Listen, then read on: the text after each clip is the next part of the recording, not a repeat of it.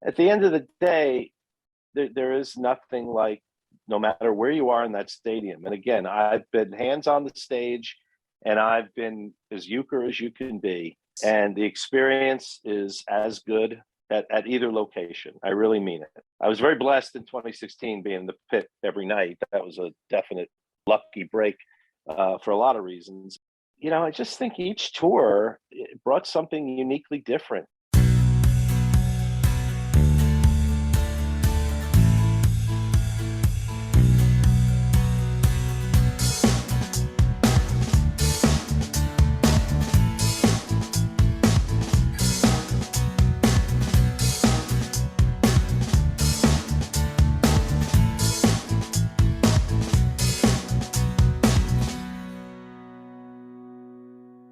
Hello, everyone, and welcome to a new episode of Set Listing Bruce, your podcast all about Bruce Springsteen, his music, and mostly his fans. I am your host, Jesse Jackson, and joining me today, it's been way too long. I looked it up, Mitch Slater. May 2016 was the last time you were on the show. That is almost 6 years. Wow. That's right after the Brooklyn shows in 20. I mean, that's a long time ago, boy. Yeah, in fact, it's and by the way, Mitch Slater is on the phone, and I better get that out before, because normally my guest and I do kind of a few minutes of warm up. Mitch and I, it feels like we have been friends for decades, even though it hasn't been that long. So I was immediately like, let's just record. We'll just catch up. The last time you were on, the note I read is you were talking about making a dozen river shows, and the band had gone to Europe during that last river tour. So yeah, I wound up doing, I think it was 29 shows on that tour, and it seems like a lifetime ago.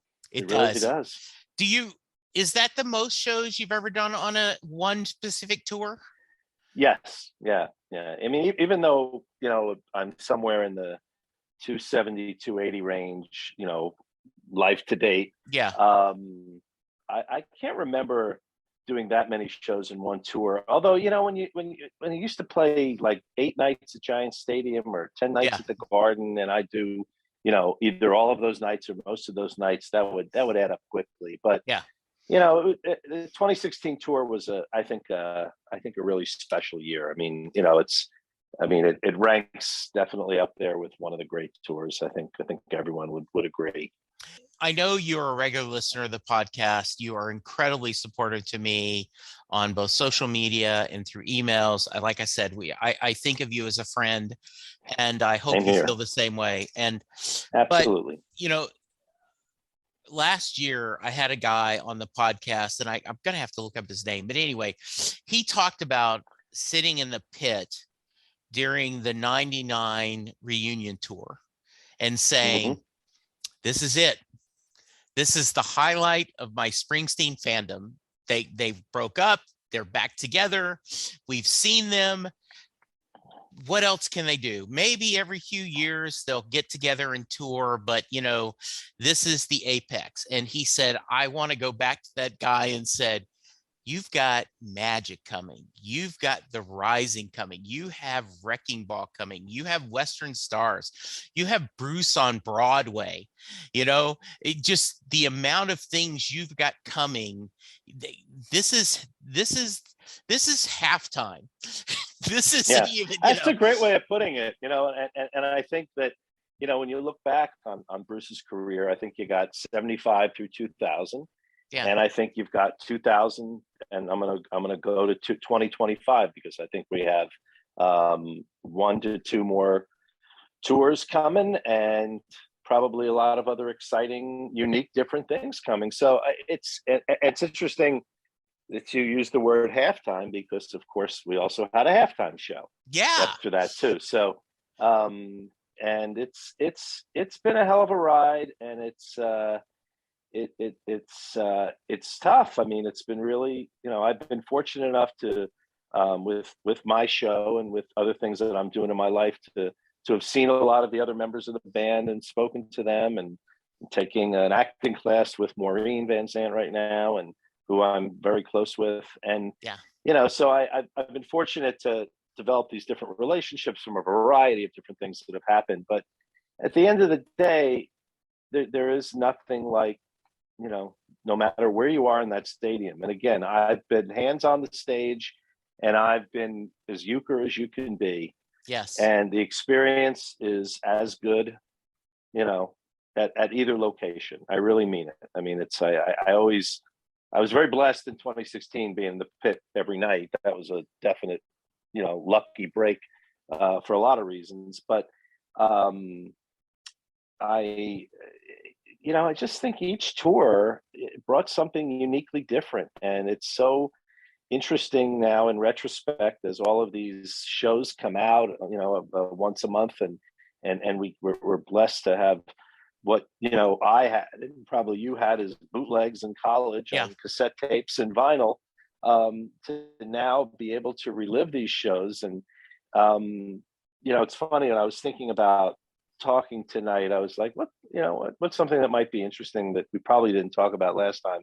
And I found something, and Jesse and I are on Zoom right now, so we're looking at each other. So I found this piece of paper here. It's blurry, you probably can't see it, but back, this is from March 2nd, 1981 at Hampton Coliseum in Virginia. And, everyone has that show that means so much to them for whatever reason. This was that show for me. And the reason was, it was the first, I was working at a rock radio station in Washington, D.C., DC 101. And it was the first opportunity that I had to really cover a show. They sent me to cover the show. And I was an intern. I was an intern, and I was actually working for Howard Stern, which is a whole separate podcast in itself. But, and intermission, my job was to get on a payphone and call and talk about the show so far. And then after the show, give a review. And it's just so much fun looking at my handwritten set list from that night. This was the second leg of the River Tour in 81. And that was, I think this was the first or second night he played This Land Is Your Land. And We'll Stop the Rain. And it was a phenomenal show. The River Tours, whether that tour or the most recent one, are very, very special. But one of the things that was pretty cool is back in 2000, when I had the opportunity for the first time to meet our friend Bruce, that came about because Max Weinberg had New Jersey Devils hockey tickets near me and my son, and I became friendly with him. We actually had a lot in common. My brother-in-law went to summer camp with him. We all grew up in the same area. Right. And one night during a skate with the Devils night, where the kids got to go on the ice and skate with the team, my son and Jay Weinberg, now a great drummer with a Slipknot, were out on the ice and getting signatures with Marty Brodeur or whatever. And my son at the time was 8, came over to Max and goes, "My dad wants to meet your boss." And I'm like, oh, geez. It's the one thing I don't do. I talk to him like a regular guy. I don't talk about the shows, And it's funny because he remembered that when I interviewed him last June for my 100th episode. And he gave me the opportunity, and Merrill Lynch, who I worked for at the time, things were a little different in my industry, paid for the opportunity to have me at one of the first Kristen Ann Carr private events in a VIP room with 25 people. Yeah. And in walks Bruce and Patty, and I'm there with 2 or 3 clients, really friends. And, what do you do? Of course, Max introduces me. Patty goes, Patty can be a little bit of a wise guy. Patty says, "Bruce, it's Mitch." Like, oh boy, this is going to be great. And then Bruce went and sat, and he held court. Okay. And Clarence was talking to him, and Steve was talking to him, and whoever was in Max was there, a couple other people. And then finally Max was there, and he waves for me to come over. And I see this bouncer come, and Max is like, no problem. And he sits me down and he says, "Bruce, take a few minutes to talk to my friend Mitch. We're big hockey buddies." Like, So what do you say? And I'm sure Yeah. you've asked this question to so many of your guests. Like, Yeah. really, what do you say when Yeah. you meet your I don't know, I hate the word idol, or boyhood hero, but just someone that is obviously Yeah. such a big part of your life. Yeah. And what do I say? Hampton, 1981. 2 words. And he looks at me and he goes, "Why does everyone talk about that show? Everyone loves that show." And I said, "You know what? For me, Bruce, it was a big deal. I was working at a radio station, and it was just an opportunity to report on the show. And it was I said, it was a great show. It was the beginning of the second leg, and you had just begun playing This Land Is Your Land and Who'll Stop the Rain. And you were throwing in a lot of fun stuff in the encores, like Mystery Train we did that night. And I was like, I can't believe that's what I spent my time talking to him about. Yeah. But it was a conversation, and he was generous, as he always is with everybody, to at least talk about that. But anyway, there's a lot of history there. Yeah. So real quick, just Yeah. in case someone has never caught you on social media, has never heard your earlier shows, like I said, it was 6 years since we've had you on. Give us your elevator pitch of who is Mitch Slater. So Mitch Slater is a frustrated actor who has to find something creative in his life every day to keep him going. And he's a guy that has loved music from the womb. I mean, my parents played a lot of music. Now, again, their music was the Sinatra and Tony Bennett of the day, and of course, the comedians of Alan Sherman and others at the time, Don Rickles. But I was the youngest of 3 kids, so I have a sister 10 years older, Diana. My brother Jeff is 7 years older, and my sister, when I was 4 years old in 1964, of course, the Beatles were everything in her life. And my uncle took her actually to the Shea Stadium show. And I used to sing Beatles songs nonstop and play the 45s. And then when I got a little older and my brother was, very cool, early 70s, late 60s kind of kid. And he's playing Jethro Tull and Frank Zappa and Zeppelin. And I just loved all of that. I just, started getting into that music, as well as loving jazz, because my dad was working at a jazz label, and show tunes, because I was in musicals and throughout schools. I just love music, and music has just always been part of my life.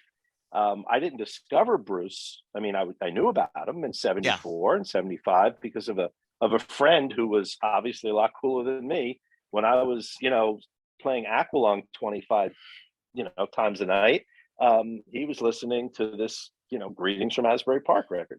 But anyway, I'm a guy who just loves music, loved acting, did as much as I could, went to school in DC, had the really very fortunate to intern and work for a lot of very cool people at CBS News, for Charlie Rose, for Howard Stern. And then my very good friend, who I lost last year, and we all lost, Larry King, hired me out of college, and I became his producer on his all-night radio show. And sometimes I tell my kids I peaked in my 20s, because it was just an incredible experience to be that age, in your early 20s, and every single night meeting Willie Mays, Hank Aaron, Reagan, Carter, the great comedians of the time, or earlier times, the Milton Berles, the Bob Hopes. It's just ridiculous. But I observed a guy, and I took 2 things away from that changed my life. Number one, I watched somebody listen. And Larry King always said he never learned anything with his mouth open. And I took that to heart. And that's something that's really helped me a lot in my own work and everything else in my life. And also, Larry King was very curious. And he would get the book for the show. James Michener was on, and he wouldn't read the book because he wanted to put himself, as you do on your podcast, you do a great job with this, is you try to put yourself in the mind of the listener. So somebody out there is listening. I'm sure there are a lot of people that are out there listening to this tonight, and they may be thinking, well, wait, he just mentioned Howard Stern. What's Howard Stern like? What was he like then? So you start to think about different things that, that you want to be curious about, because that's what life is. It's being a good listener and being curious. And I think people can take that in their lives, no matter what they do. And I was lucky to have that experience. I wound up giving it, a shot out in LA and in acting and TV, worked on Love Boat, was on a game show called Love Connection. Anyone who follows me has probably seen the video 400 times. And I don't show my Playboy Channel video. I only show the Love Connection video. That's a story I've never told before, but it's clean, but I'm happy to tell it. But it really, taught me, gave me the freedom to be creative. And then when I moved back to the East Coast, worked for Terry Gross, who has still, I think, one of the great shows out there today, Fresh Air, in Philadelphia, where I met my wife, and eventually went to work in a totally different business, the financial services industry, right around the time of the market crash.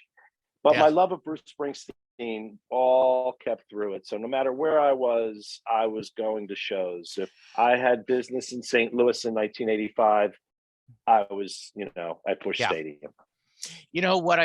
When you were on here earlier, and I recommend people going back into the archives and listen, because Mitch had some great stories, and we won't repeat them here because there's so much new Bruce to talk about. But one of the things that you said, and it has been a while, so if I'm wrong, please correct me, but you said, Jesse, there's an inner circle and then there's another ring out.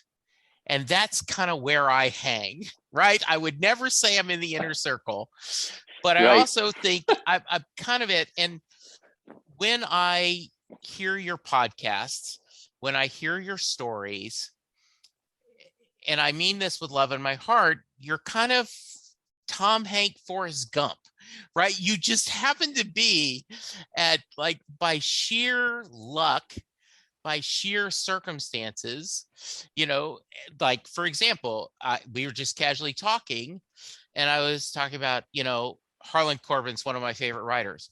Oh, right. He's my neighbor. I'm like, get the F out of here, right?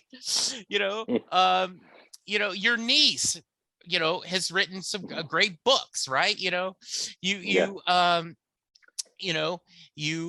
I've been lucky enough to meet Brad Meltzer at various book signings when we're here in Dallas. And so he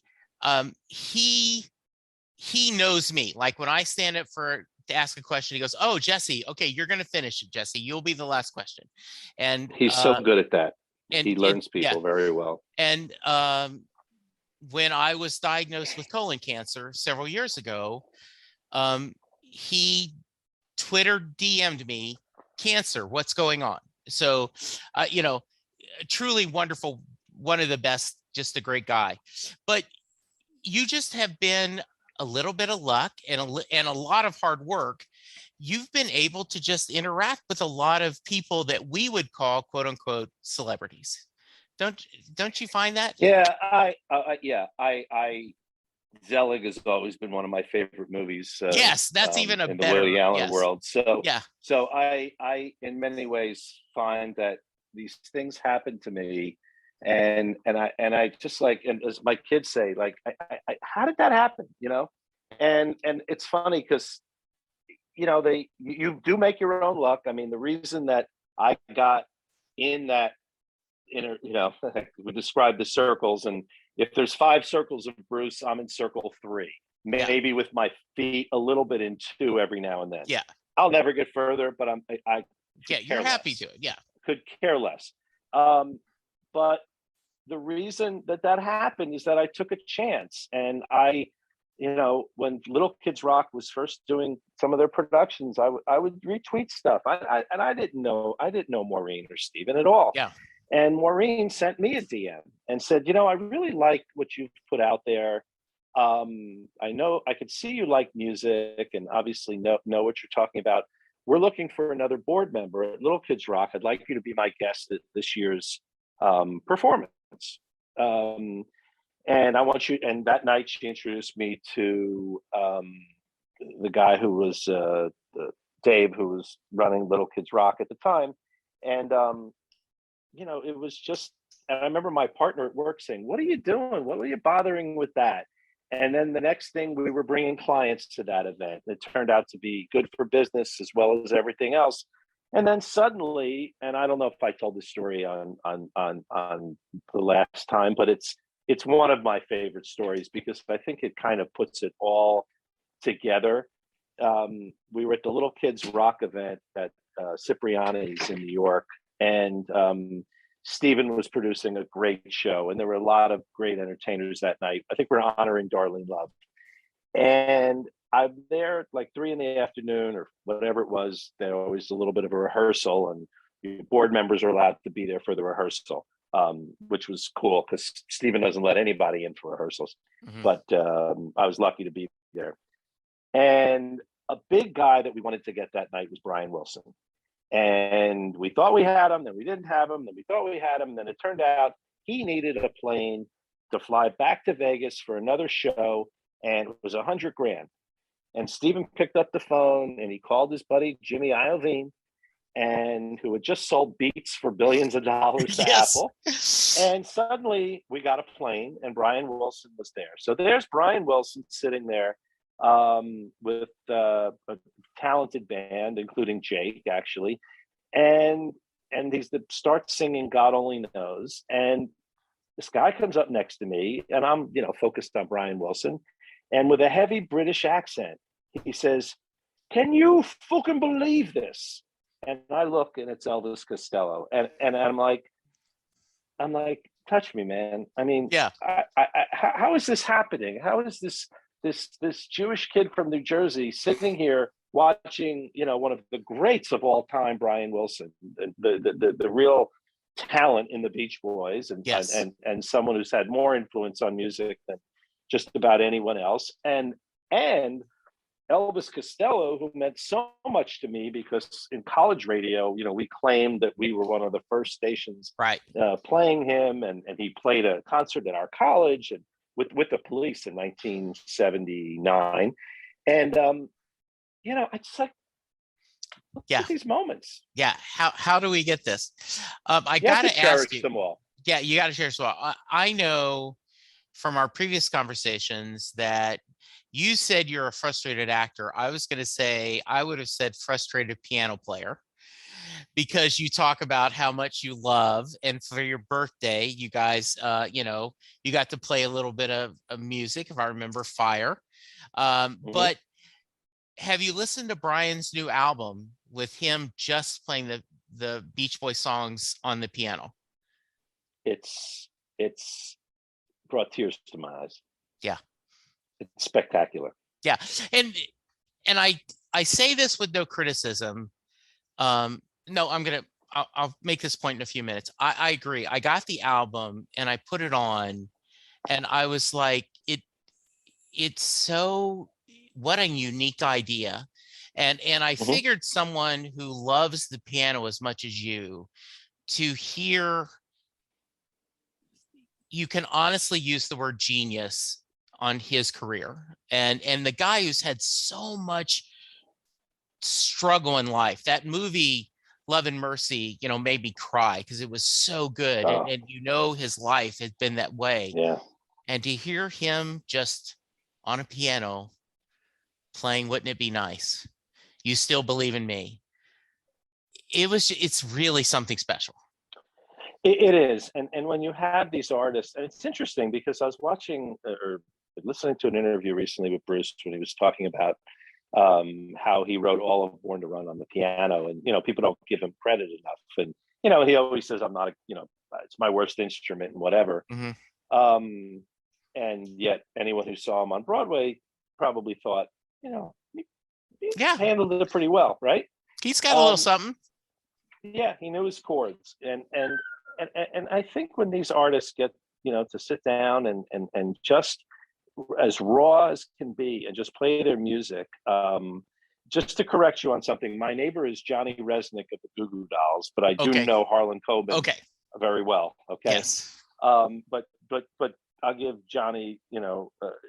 Johnny sat down at the piano a few months ago. I was at his house and was just playing around, and everyone knows his guitar playing, but the guy was like staggering, and he writes most of his songs that way. And I think piano players are not celebrated enough in rock and roll, right? And I think that the genius of Freddie Mercury, and I mean there are very few people you can use genius with, and I think you would agree that's that word. Yeah. But anyone that plays piano and has read the sheet music for Bohemian Rhapsody, we'll just throw that out there. I maybe with the exception of Billy Joel, I mean, the kind of writing, prolific writing that he was doing, it was so, classical and rock and just a little bit of everything at once. And I think our fellow Springsteen fans that are listening, they all love Roy, and he is the professor. And honestly, for me, I met everyone in the band. Meeting him was the greatest thrill, much more than Bruce. You said that last time. You said that as I someone, think about the time we talked that just recently happened in Baltimore at a show, and what I got to talk to him about was Point Blank, because I try to play the intro, and I'm constantly struggling with it. It's 5 sharps, I think, and but it's the 10,000 hours, Jesse. I mean, that's what it is. These are people that have put so much time and effort throughout their life on their instrument that it becomes second nature, and that's why Max Weinberg is Max Weinberg. I mean, there's just they're so good at what they do. But it's interesting you brought up the Brian Wilson record, because I think that people tend to not realize how much talent is still in that brain, and still he's able to get it on the keys. And I'm so glad he did that. I think that's important for his legacy. I think so too. A lot to cover, but I take 1 millimeter, 1% pride in your podcast journey, because I had you on a couple of times, and it's not connected at all, but I'm going to take a little bit of credit. You started podcasting, and I went, you know what? You should take a lot of credit. Oh, that's very sweet of you to say, Mitch. Jesse, it's very true. I had been trying to do a podcast at my company for 5 years, and they said no to me every single way. Now, I could have just done a Bruce one, but honestly, I thought you were doing a pretty damn good job, and I didn't really feel like I needed to cover that space. And to be fair, my friend Flynn is doing a wonderful job. I love Hal with None But the Brave. They're I was doing so a good glad. Job. So Flynn joined me once, and that was a great conversation. I love him. Flynn is salt of the earth. He's a great guy. So I have this client who people know in the social media world, Gary Vaynerchuk or Gary V. And, he really turned me on to everything social media. And finally, after asking, and it was not that long after doing your show, and your show, I remember after doing it, I was listening and listening to some more of the shows, and I'm like, this is just such a natural step for me, who had done radio for years, and there really wasn't a place to do radio. And you were just so, I liked your format of comfort and making the guests comfortable. And that, to me, had been the goal of my show the whole time, is that it's not about me, it's about the guest. As Larry King said to me in the first interview I did with him, which was my first episode done at his house in Beverly Hills, which was an absolute thrill. Yeah. He said, Mitch, this is your show. He says, and because he would talk about different things on CNN, and he would realize it's his show and he has to control it. He says, you tell me to get up and, dance like a frog right now if you want. And I said, no. I said, I want you to sing a Springsteen song. And he sang Santa Claus on my show. All right. He said, I only know one. And he sang Santa Claus. And one of his great regrets, and he died with it, is never interviewing Bruce. And sadly, I guess that was early April of 2016, when they had the 3 shows in LA, I had arranged for Larry to come with me. He was going to come through this Little Steven's Underground, and Steven was going to hook him up, and I wasn't even going to be involved, and he probably would have gone backstage and talked to Bruce. But Larry just was not in good health at the time, and sadly for him, he missed that opportunity. But I do think that for me, the challenge of making every episode have something unique and special in it is so important. And you know what? And I think you've learned this too. I think that, you start out doing the show like this, and you start thinking, how many listeners? And you actually get more information than I do, because my company actually owns the show. Okay. So I have to fight to get the information. Yes. And I liked getting it, and it was great. And I heard the show was listened to in 31 countries. I knew where that was coming from because of Springsteen and because of the fans and all that other stuff. Yeah. But Guy Raz, I'm not sure if you're familiar with him, hosts a show called How I Built This on NPR. He hosts a number of shows. He does shows for kids too. There's 110 million downloads. I mean, he's extremely popular. And his book, How I Built This, came out, and I was lucky enough to get him on my show as a guest. And he said to me, I said, so tell me the difference about doing, because he was a war correspondent. Tell me the difference about the first couple of episodes, when you didn't know how many people were listening. And how do you even manufacture in your brain the idea that there's 110 million ears listening to you right now? And he said, well, I never think of it that way, but I go back to the early days, and I would hear that maybe 100 people would listen. And I would be, oh, that's terrible. That's terrible. And he said, someone said to him, and this is what he repeated on my show, and it meant so much to me. He says, and I'll say it to you, Jesse, where in the world are you going to go on a street corner and 100 people are going to gather around, or 40 people, or 30 people, or 2,200, whatever the number is, and actually listen to what you and your guest has to say? And that just gave me a whole fresh new outlook on podcasting, on broadcasting. I mean, I don't care how many followers people have, and we're so we can go the whole conversation about our society and influencers and all that crap. But I just think that if you get the right audience, and you have audience of people that love music, of course, love Bruce, and that's a family. And that's kind of what, you've created on your show, and what I've tried to create on my show. And it's always going to bleed my passions. Right. So yes, there's going to be, shows with Frank Stefanko and Pam Springsteen and Max and Nils and Little Steven, and Steven, of course. And Maureen. But also I'm passionate about bourbon. It's something I learned a lot about, and I wanted to interview CEOs of bourbon companies.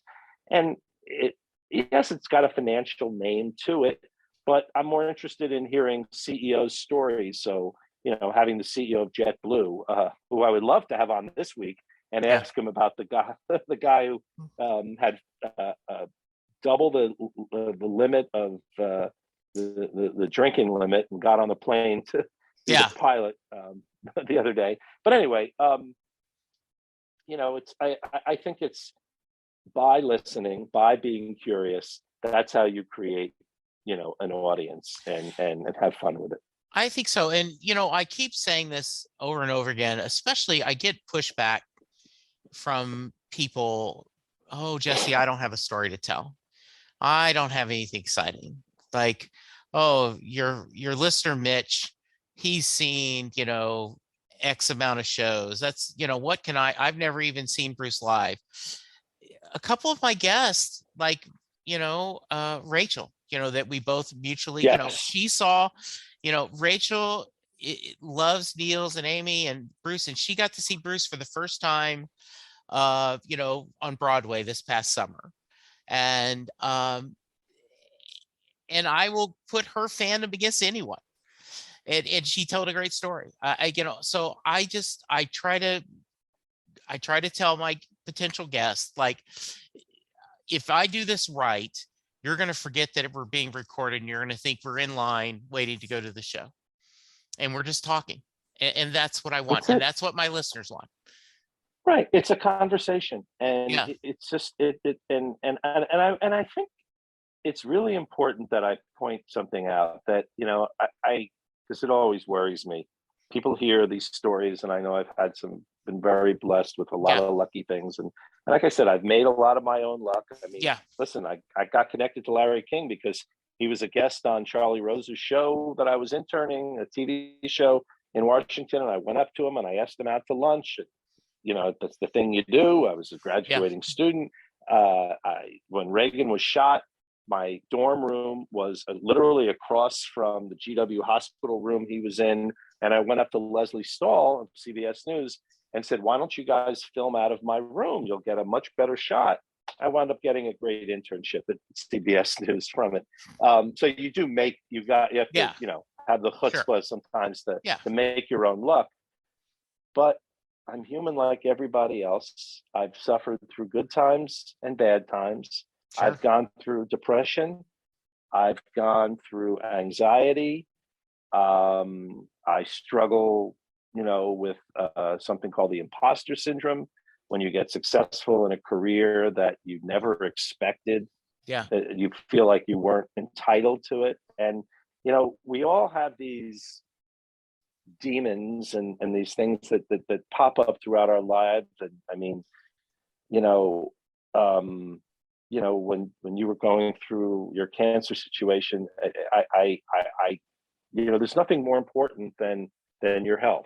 Right. And knowing that was, extremely upsetting for your friends and family and your fans. And I also lost a really good friend who, I don't know if you ever got to meet or knew Vic from Barcelona, but I want to make sure I mention him tonight because he's a very special Springsteen fan. He was known as VFEN Boss. And his videos were about as good as they could come from just about shows all over the world. I mean, he was a fan for many, many years. I met him during the reunion tour. And we actually went to shows together. Actually, I'm going to the Light of Day show next week. Whether Bruce will be there, who knows? He's in Florida this week. But I went to many of those shows with Vic. And Vic was one of the happiest people I ever met. And he loved Bruce. And I just posted today a video when I was doing something for a Bruce site that I won't give credit to. Let's just put it this way, everything the Spring Nuts do correctly, they did the opposite. Yeah. But anyway, during the 2016 tour, I was doing for free just some interviews while I was in the pit, and I interviewed him, and I just happened to have posted it today, and it was so nice to see him. And he died tragically Christmas Eve in 2019, and he was the prosecutor of Barcelona. And when my son went to do his junior year abroad in Barcelona, this guy looked after him, and when we visited, hung out with him, and he one of his clients was Messi, one of the great soccer players in the world. And wow. My son got to meet him and got autographs and all this stuff while he was there. And these are the people that love Bruce and that love music, and we lose some of them. And it's horribly tragic. And his death was horribly tragic, but the memories that I had with him at so many shows, like the finale at Mohegan Sun on the Wrecking Ball tour, stands out to me. But anyway, I think that you mentioned Rachel and there's a lot of really, really wonderful people. As long as they, and I don't know, we'll get into a whole conversation about Twitter, but Twitter is a bit of a sewer, and some people are just so negative and nasty, and that's why we have all these problems in the world today. And I just, it's this is who has time for that kind of nastiness? So you're so true, Mitch, and I find myself being guilty about it. In fact, I tweeted the other day that I need to be kinder, and then Ted Cruz posted a picture. Some people no. Let's be fair. Yeah. There are some people. I'm not talking about attacking Ted Cruz or Trump or anything like that. Yeah, I'm just saying there's a special or Putin right now, right? Yeah, exactly. But I'm talking about the racists that are out there, and the Ted Cruzes that are out there, and exactly, and also the people that like to pry on other people for no reason. And listen, my friend Stevie, Steve tweets like crazy. In fact, his tweet was on Rachel Maddow or one of the shows last night. And he's very outspoken, but anyone who read his book understands who the guy is. Yeah. So that's a great segue. By the way, another great writer, Todd Goldberg, who was on the show, tweeted that if the White House needs someone to help them on transitions, he's available. Because as much as I love the State of Union, I do feel like there was very little transitions. I mean, he just would go to one subject to another. It's like, wait a minute, we're connected. But anyway, as my transition, there are a few people that can be very negative. And there's one specific person that never seems to think Bruce is doing enough. And and I kind of put on, well, okay, in the past 3 years, let's talk about all this man has done. So that's my question to you. You have been a fan for a long time. Do you remember a time when he was this busy, considering they're not touring?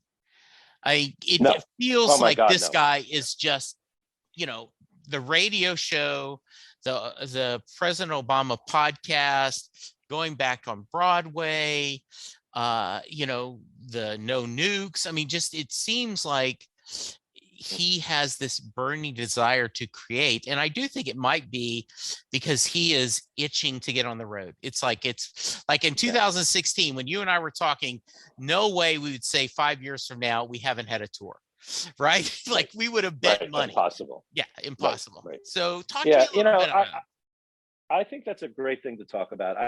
Because I go back to the days of being in college and, going to the Village and getting a bootleg record. And the one thing you would never get was interviews.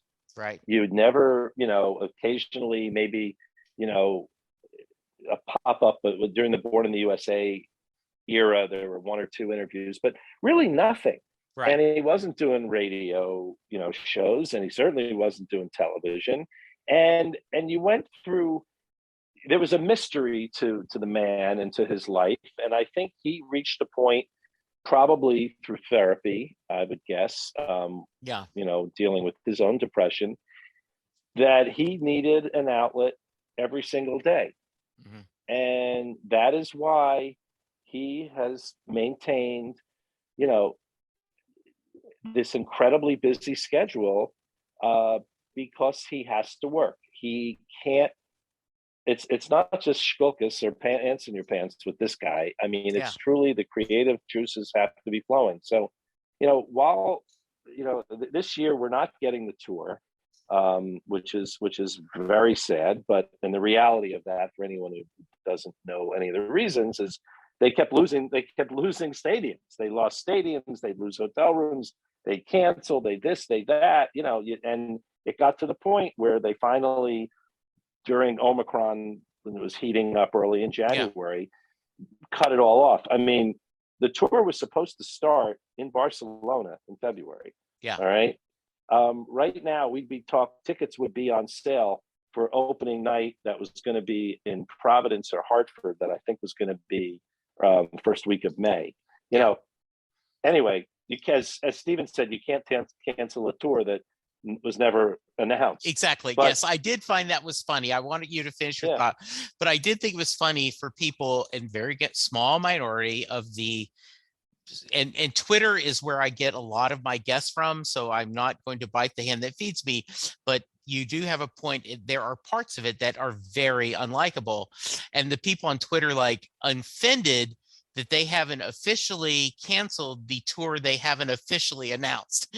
Like, come on, guys, come on. Yeah, forget about it. What are you talking about? Exactly. Yeah. And the band's been together. I can say this publicly. The band's been together a number of times over the last year. Part of it, and again, I got this from Max, and he said it on my podcast. Number one, I'm putting the finishing touches on the second Tracks record, which, is done and mixed, just, figuring out a release date.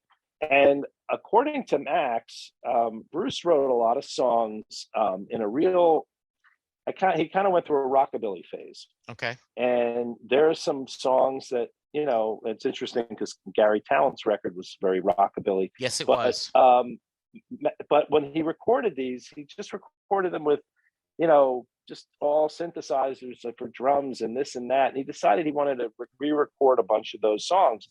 So I know the band has re-recorded a bunch of these songs at Rock Hill Farm or whatever in Colts Neck, and that, I think it is very possible that when that tour starts, I guess in 2023, we're going to have all the Western Stars material. We're going to have, Letter to You material. We're going to have Tracks 2. We're going to have this, whatever this album is, that's rockabilly-ish. And there's just going to be this, just like feast of material that now the fans like us that have seen him so many times, we're down for all new material. Like, I'm happy to have a show that doesn't have Badlands, Born to Run, Glory Days. I don't need any of those songs. Right. I really want to hear Moonlight Motel, and I really want to hear, Stones, and I really want to hear full Priest band, and it should be interesting because, Bruce, how he's going to play that, because, there's a lot of young fans that have never seen him before. Now, there is a rumor, and I'm not a rumor monger, but I do have a ticket guy who's pretty good, who called me last week and said, he's hearing Bruce just booked another theater for a few more months on Broadway. That I don't understand that, and he thinks it's happening. I have this little fantasy in my head that they booked a theater for the East Street Band to do maybe a few months of shows. That would be cool. In the fall. Instead of touring, just have that. Yes. Yeah. Well, it's the Billy Joel thing. I mean, it's really having the residency, and this may not be good for Texans, but and maybe just great for Jersey guys. Yeah. But why not, have the East Street Band play, I don't know, let's say 10 to 12 shows a month for 4 straight months or 5 straight months, at maybe 2 or 3 locations, at if it's a winter at the Garden or at Izod, the old Byrne Arena or Prudential Center here in New Jersey, and maybe he has somewhere centrally located, and maybe somewhere in the West Coast, and people will come. Yeah, they will. To use the Field of Dreams thing. People will come. They will come from all over the world to see him. And then the band, these guys in their 70s don't have to travel so much. Yeah. Now, meanwhile, I'm going to see a guy who's, playing the night before his 80th birthday in June. Yeah. I mean, the fact that McCartney's doing this tour is just absolutely incredible. It's crazy. But his vegan lifestyle has worked for him, I guess. And Yeah. he's pretty amazing. All right. So I want to do some quick hits, and then we Sure. definitely have to get to Mary question. So just Okay. a few thoughts, catching up in 6 years. Western Stars. Film and the CD. Okay. Well, I'll start with the CD, the album. Yeah. Staggering. Yeah. You know what? But I'm glad you brought up the film. Yeah. And I was lucky enough to interview Tom Zimney twice. Yes, once great film. about this great discussion. in his studio. Yeah. And I said this to Tom, and I really mean it. I liked the record. Yeah. But when I watched it live, and we all pretended we were sitting in that barn with him, so holding our tequila. I know you've heard this, but I have to interrupt you. Linda Sure. whispered to me and said, "You are so jealous of those people in that barn, aren't you?" I said, "Damn right I am. Damn right I am." Oh my God. How could we not be? I remember I asked Tom, I said, who was there? And he said, I'm telling you, there weren't famous people. I mean, yeah, Stephen and Maureen were there, and Max was there with one of the two nights, but it wasn't really, it was just Bruce's friends and Patty's friends. That's all it was. Yeah. But when I watched those songs live, it just gave me such, and this is all about Bruce live, which is why I became a fan. Seeing him live, third song of the night, Spirit in the Night. I had heard the song, but when I saw it live, it changed everything for me. So the film made the move, made the album. It's a great album. There's not a bad cut on it. I've been listening a lot to it lately. Yeah. It was really a great experience. Letters to You was just a lot of fun. I mean, hear a song like Burning Train, which was just so E Street and so kick-ass, and obviously we all believe will open whatever the next tour will be, because it's a great tour opener kind of a song. It's a really wonderful album. I do like it. I think, and Tom really captured how amazing the band was in putting it together. That great film. They did it. They did it in 4 days, and it's amazing. And you really got to see how critical every person in that room is. Especially, I'm a little biased with Stephen, but I mean, he was directing people, and you got a talent like Lofgren who goes in there and you don't have to tell him anything, and he creates riffs that are incredible. Well, and it's just there is that one point, right, where little Stephen is talking and you go, "Oh my God, I've always heard that when Stephen is being interviewed, he says, I based my performance as Silvio and Tony with my relationship with Bruce." And when that film, you go, holy, yes, you saw that so clear. And the banter between them, like, oh, that's important. We aren't doing the chorus now. That's a good thing. And to see them, right, Terry Smith, talked about, he says, I guess in some interview, you may remember which one was it Charlie or Max or who, someone said, "Hey, Bruce, let's not go in there and try to beat the demo. Just tell us what you want." And they're all sitting there with their paper and pads as he's talking about it. Was a great experience. It was just wonderful. And when you watch the Darkness stuff from The Promise, from the DVD that Tom did there, and one of my favorite scenes, I think everyone loves, Bruce and Stephen there doing Sherry Darling on that piano in the hallway, and Stephen, you could just see that he's telling them, try it this way, it's and that's what makes a band, and that is what makes a band. That's what, there's no I in Springsteen. How about Broadway? Maybe there is. So did you go both runs? Yeah. I went, let's say, I think 3 times on each run. Okay. And what was interesting about the timing was I really wanted to see, I was lucky enough to be at both opening nights. and also lucky enough to be at, if not the closing night, one of the last few nights to see the difference. I found the second time to be an emotional, gut-wrenching. I found it so much more emotional personally. I mean, you know, it was beautiful the first time around. Yeah. The second time around, it was, I mean, it borderline being painful. I mean, those were real tears, you know, and he brought his father back to life every night. And they were a gift to the fan. They were really were. Those shows were an absolute gift to the fan.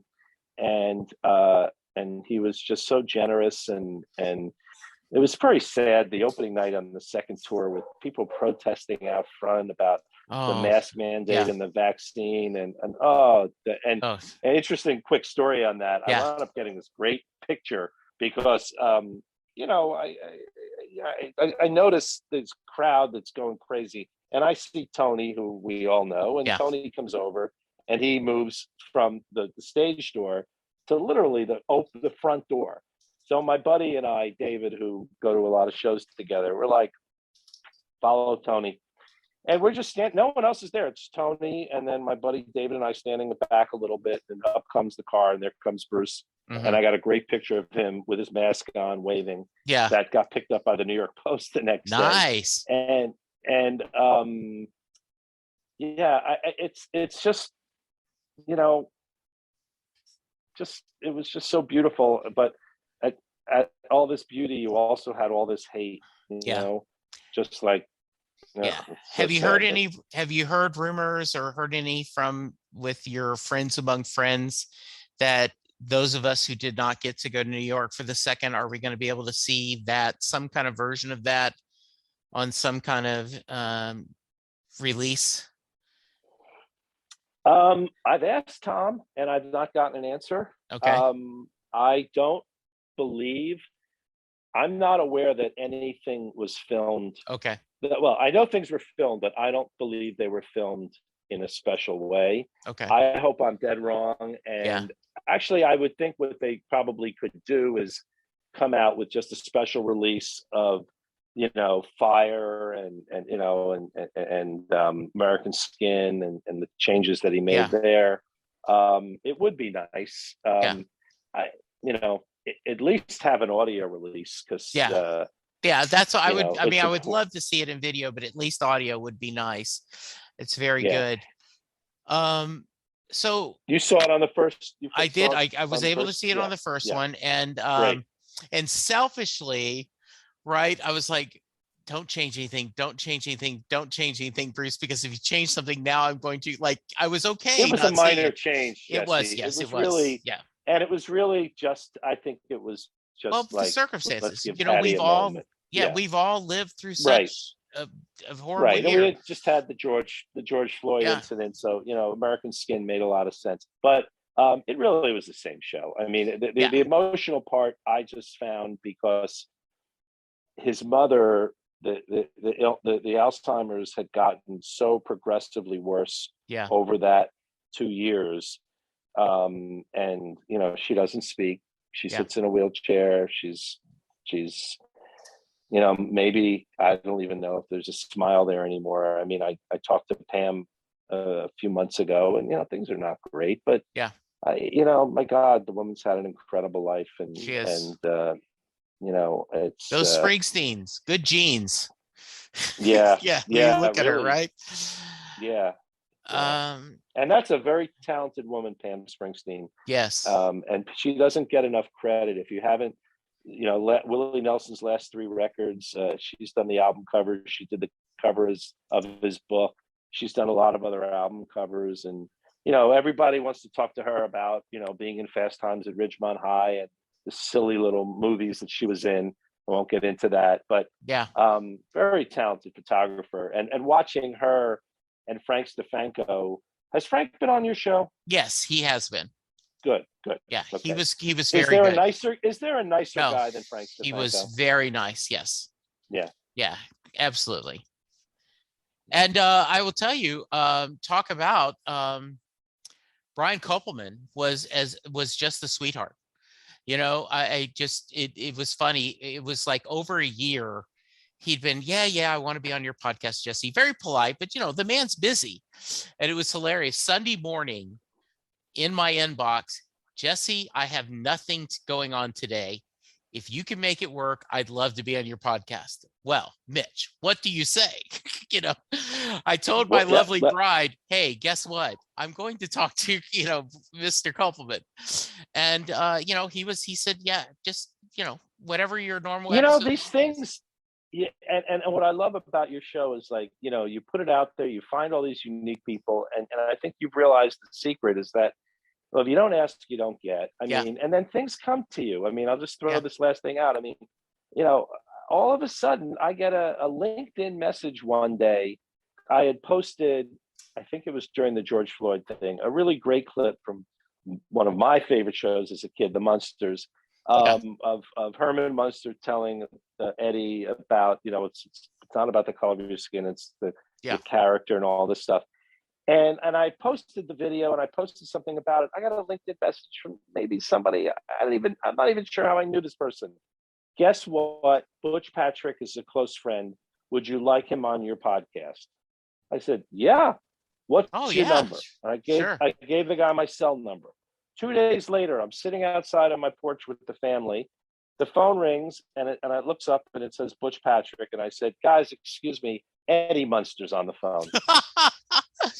I mean, really, Eddie Munster. I mean, There we go. Yeah. All right, Mitch. It will not be another 6 years. I promise that, because I would love to hear stories, and next time we're gonna have, we're gonna talk about King. We're gonna do it in person next time. Yeah. That would be great. That would be awesome. Yeah. All right, but you were on me so early, episode 50, believe it or not.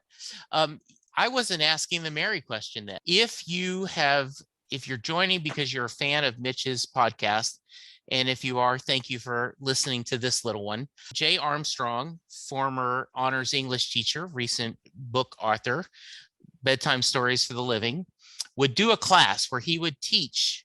He would break down Thunder Road, and they would look at all the lyrics, look at the themes Bruce covers, and at the end of 2 days, ask the question, does Mary get in the car?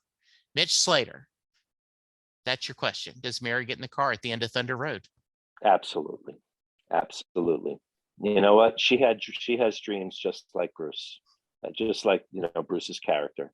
And this was her chance for her dreams. I compare Mary in Thunder Road to Cameron Crowe's sister in Almost Famous. Oh, that's a good guess. This was her opportunity, and it just had to be the right person. And for her, it was to be the airline stewardess that led her to wherever she went. But for Mary, I think she looked back at her life, and she looked back at her family, and she looked at this guy that, had dreams and had vision. And she got in it, and her dress swayed, by the way. There you go. Mitch, if someone wants to reach you, how can they? Best way is, you can certainly find me at MP Slater on Twitter. If you just type in Mitch Slater podcast, you'll get right to the show, which my company exclusively has on Spotify. That's not my decision, just putting that out there. Yeah. I would like to have it in other locations, and I'm working on something that within a few months will change that. Okay. But I'm as my wife and kids will tell you, I'm probably the easiest person in the world to find because I never shut up. You can find me out there, and I love talking to people, and I'm love to. Anybody has questions or I can help anybody in any way. That's why we're on this earth, Jesse, is to help one another and to make somebody's life a little bit better each day, because this ain't easy. It's one of the reasons I love Five for Fighting, and I love the song World and everything that John Andresic does in his world. A guest that I have not been able to get, who just doesn't seem to want to do any podcasts at all, but his music is spectacular. And what I love about that is he cares about our military, and he cares a lot about our freedom, and he cares a lot about kindness, because kindness is contagious. Well, that is well said. Someone asked on Twitter, how do you end your podcast? And I said, over the past 2 years since COVID, I have ended, go get vaccinated, go get boosted, and let's all be kind to each other, because that's the only way we're going to get through this. So thank you, Mitch. Thank you, listeners. We will talk to you soon. Goodbye. This podcast would not be possible without my wonderful group of patrons.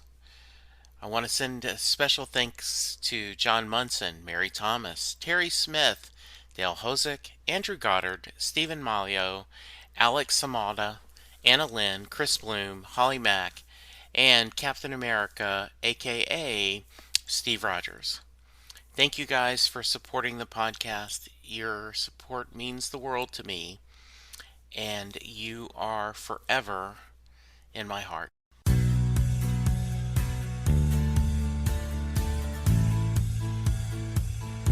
You just heard the fun talking, hard rocking, music loving, album ranking, fan thinking, joy spreading, lyric reading, story sharing podcast that is the one, the only Set Listing Bruce. The theme for Set Listing Bruce was written by David Rosen, used by permission.